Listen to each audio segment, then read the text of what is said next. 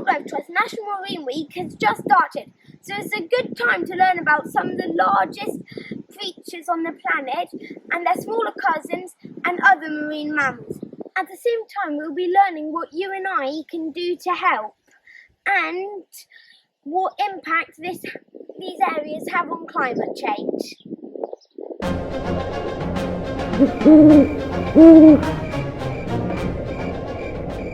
So, why am I litter-picking in Cambridge in a film about the marine world? Well, even though I'm in a landlocked county, there are still things I can do to help marine life. And because these drains eventually link up with the sea, dropping rubbish here, could end up here and then travel to here. And then finally end up as part of the estimated 199 million tonnes of plastic currently in our oceans. Let's take a look at some amazing cetaceans. That's whales, dolphins and porpoises. Around the UK, 28 different species have been spotted, from the second largest animal on the planet, the fin whale, to sperm, humpback and minke whales, and also dolphins like the orca, bottlenose, rissos and common dolphins, and the smaller harper porpoises.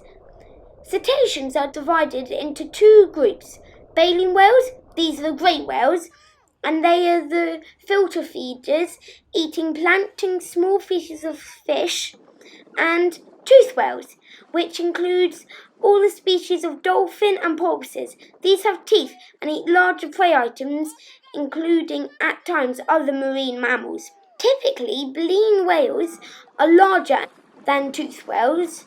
The main exception is sperm whale, the largest predator on Earth. The toothed whales are generally faster, but the fin whale isn't called the greyhound of the sea for nothing. Additionally, all baleen whales have two blowholes, whereas toothed whales only have one. We've spoken about our rubbish in the seas, but have you heard of ghost nets? These abandoned fishing nets can cause big problems for cetaceans. We help remove this one from an area where sperm whales are diving and feeding. There are lots of organisations that are working on solutions to this problem, but it's best for them not to end up in the sea in the first place. Have you ever seen this map before? It's the map of the marine protection areas around the UK.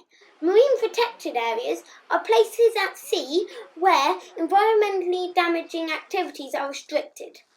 They are very effective and can be found all around the world.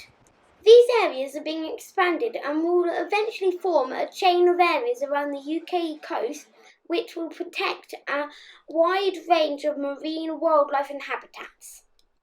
Now it's time for a couple of interesting facts. Do you know why cetaceans jump out of the water? There are two theories. One is that they can communicate by splashing, or they are trying to get rid of pests like barnacles or whale lice. I mentioned that sperm whales is the largest predator on Earth, but did you know it's about 100 times larger than the largest land predator, the polar bear? Sperm whales mainly feed on cephalopods and can dive up to 3 kilometres down to hunt in the darkness by echolocation. That's another fact. They are the loudest animal too. Our oceans are a really important factor in tackling climate change.